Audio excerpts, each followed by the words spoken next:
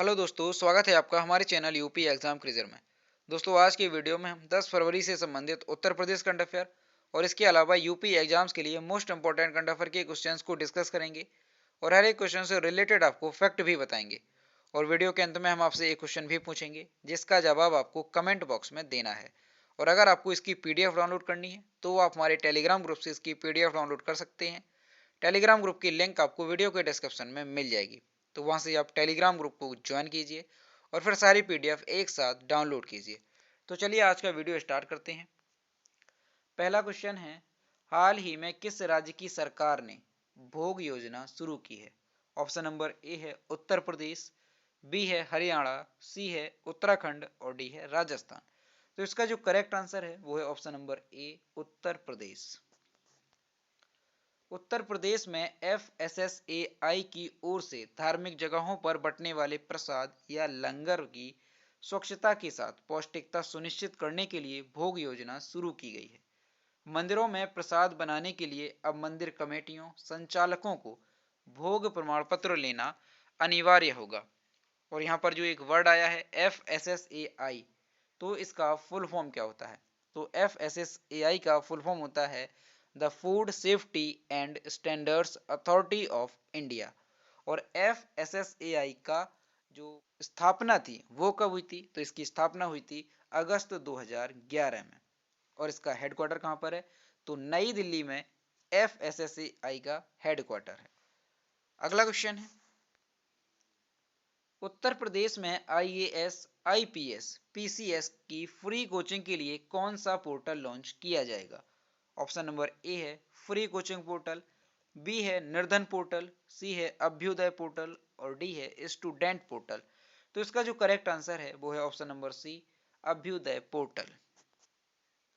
16 फरवरी को बसंत पंचमी के दिन से सिविल सेवा, PCS, JE, NEET, NDA, CDS जैसी प्रतियोगी परीक्षाओं की कोचिंग दी जाएगी।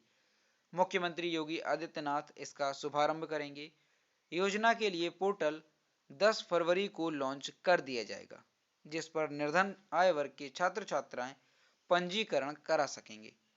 और ये जो पोर्टल है ये 10 फरवरी को लॉन्च किया जाएगा और इससे यानी कि 10 फरवरी के बाद से जो निर्धन आय वर्ग के छात्र छात्राएं हैं वो इस पोर्टल पर जाकर के अपना पंजीकरण करा सकते हैं। और ये जो फ्री कोचिंग है ये ऑनलाइन और ऑफलाइन दोनों तरह की होगी और अभ्यर्थियों को सहजता के साथ गुणवत्तापूर्वक स्टडी मटेरियल मिल सके इसके लिए राज्य स्तर पर ई लर्निंग प्लेटफॉर्म बनाया जा रहा है। पंजीकृत अभ्यर्थियों को ई लर्निंग प्लेटफॉर्म पर सवाल पूछने का भी मौका दिया जाएगा।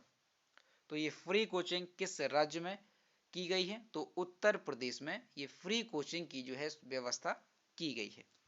अगला क्वेश्चन है, हाल ही में उत्तर प्रदेश के किन कर्मचारियों के लिए वर्दी का प्रावधान किया गया है? ऑप्शन नंबर ए है बैंक कर्मचारी, बी है सफाई कर्मी, सी है मीडिया कर्मी और डी है राजस्व कर्मचारी। तो इसका जो करेक्ट आंसर है वो है ऑप्शन नंबर बी सफाई कर्मी।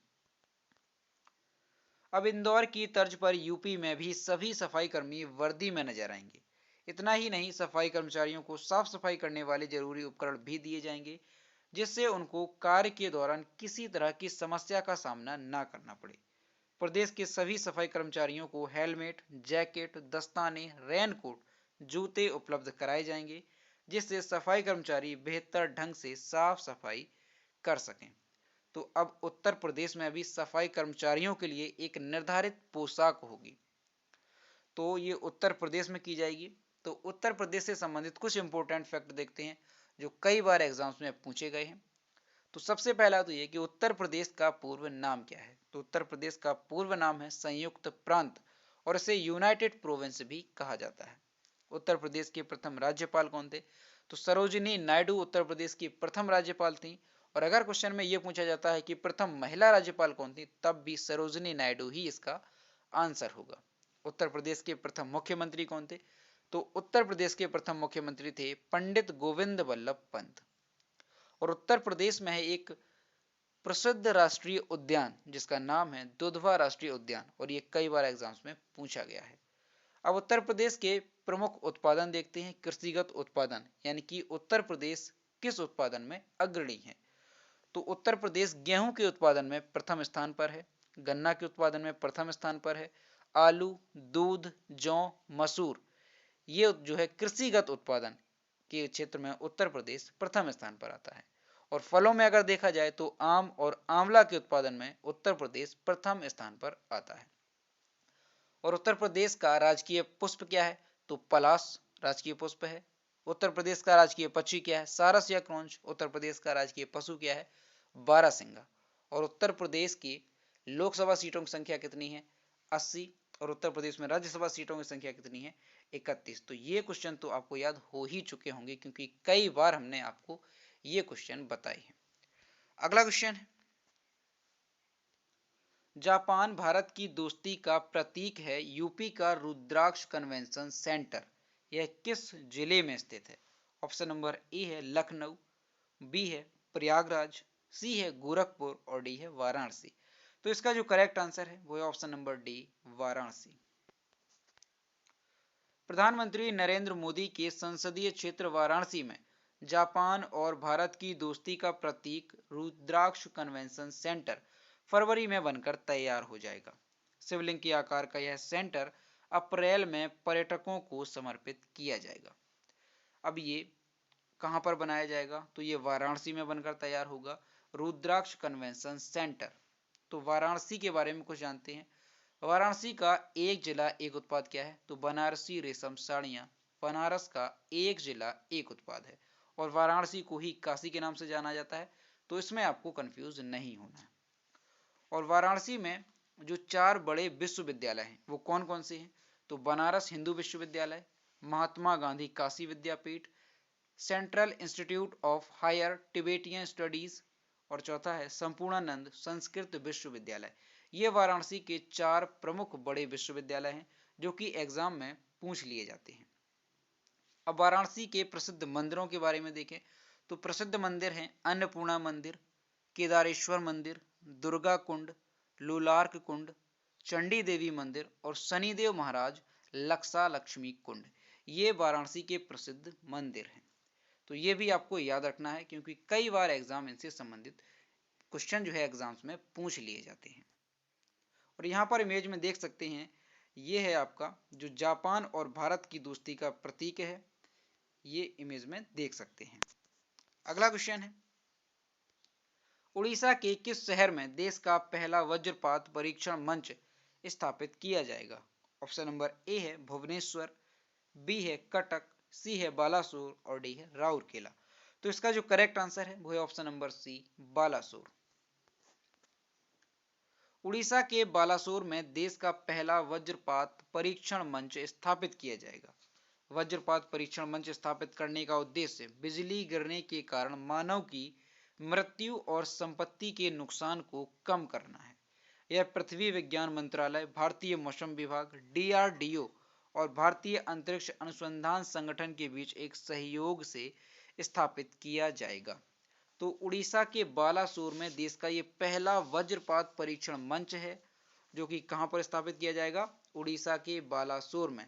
ये देश का पहला वज्रपात परीक्षण मंच है, इसलिए ये क्वेश्चन मोस्ट इंपॉर्टेंट है, आपको अच्छे से याद रखना है। और ये जो वज्रपात परीक्षण मंच है इसका उद्देश्य क्या होगा कि जो बिजली गिरती है और उसके कारण मानव की मृत्यु और संपत्ति को जो नुकसान होता है उसे किस तरह से कम किया जा सकता है, ये इसका उद्देश्य होगा।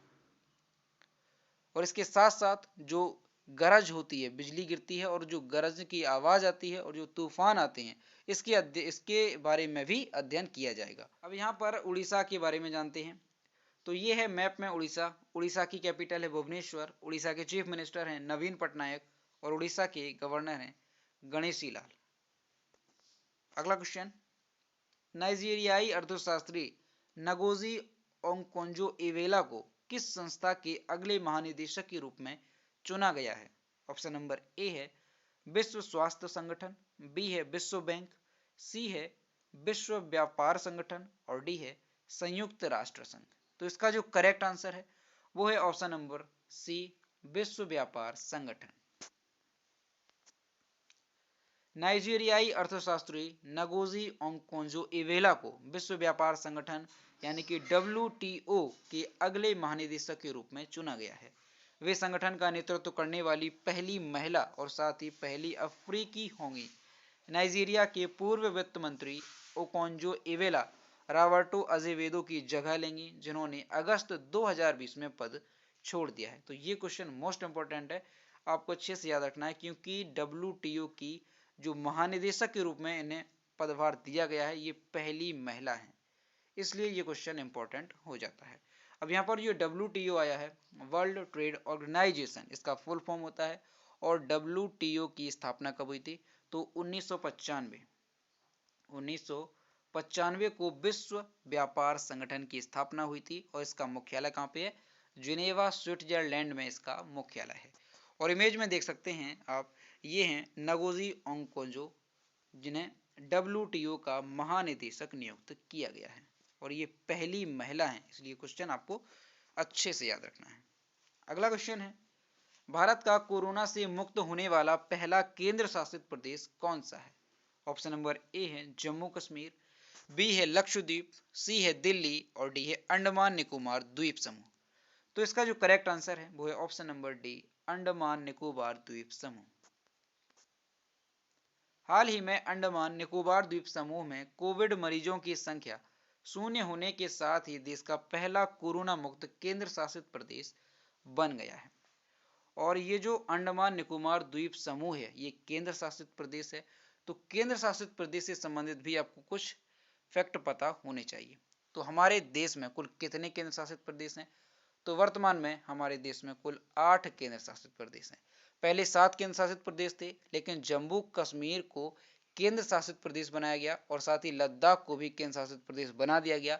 तब हो गए थे टोटल 9 केंद्र शासित प्रदेश। लेकिन उसके बाद 2 केंद्र शासित प्रदेश जो थे, दादर नगर हवेली और दमन और दीव, इनको जोड़ करके एक केंद्र शासित प्रदेश बना दिया गया।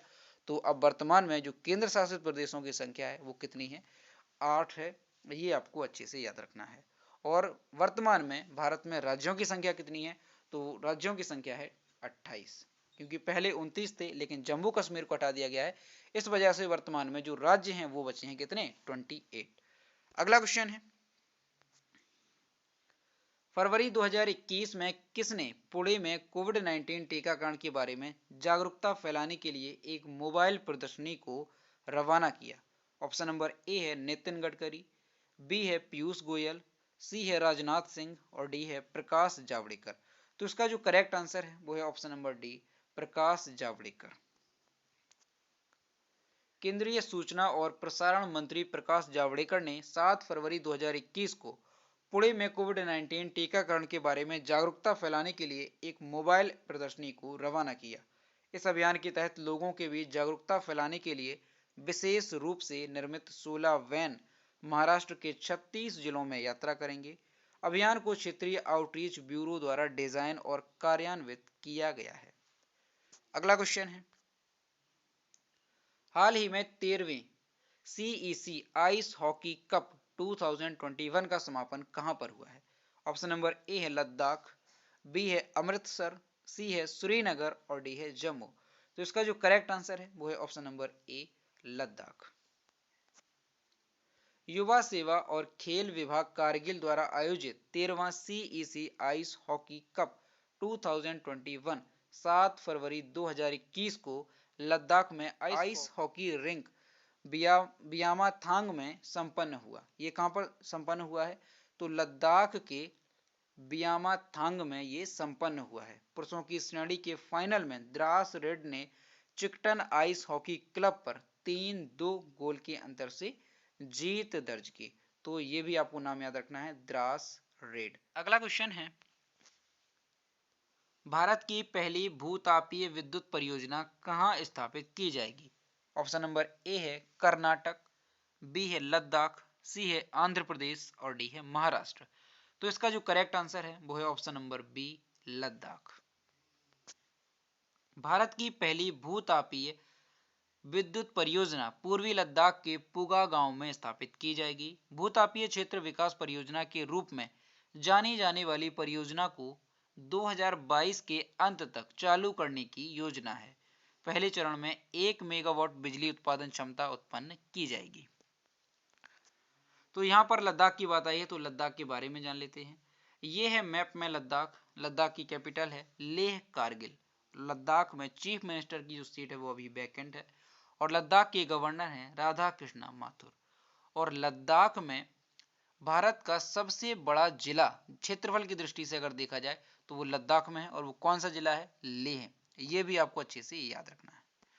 तो दोस्तों ये थे 10 फरवरी से संबंधित उत्तर प्रदेश करंट अफेयर और इसके अलावा यूपी एग्जाम्स के लिए मोस्ट इंपोर्टेंट करंट अफेयर के क्वेश्चन जो कि हमने डिस्कस किए। अब हम देखते हैं पिछले वीडियो का क्वेश्चन जो हमने आपसे पूछा था। तो ये है कल के वीडियो का क्वेश्चन जो हमने आपसे पूछा था। उत्तर प्रदेश के किस जिले में प्रदेश का सबसे बड़ा सोलर एनर्जी प्लांट लगने जा रहा है? तो इसका जो करेक्ट आंसर था वो ऑप्शन नंबर डी था, बरेली। और कई अभ्यर्थियों ने इसके सही आंसर दिए। और मैं फिर से कहता हूं कि जो भी क्वेश्चन आपसे पूछा जाए आप लोग उसका आंसर जरूर किया करो। तो ये है आज का क्वेश्चन।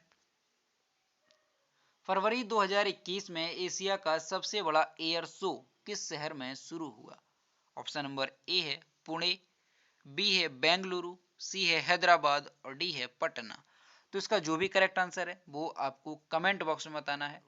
तो दोस्तों अगर आपको आज का वीडियो पसंद आया हो तो इसे लाइक करें, शेयर करें और अगर चैनल पर नए हैं तो चैनल को सब्सक्राइब करना ना भूलें। साथ ही बेल आइकन को भी प्रेस करें ताकि टाइम टू टाइम नोटिफिकेशन आप तक पहुंचता रहे।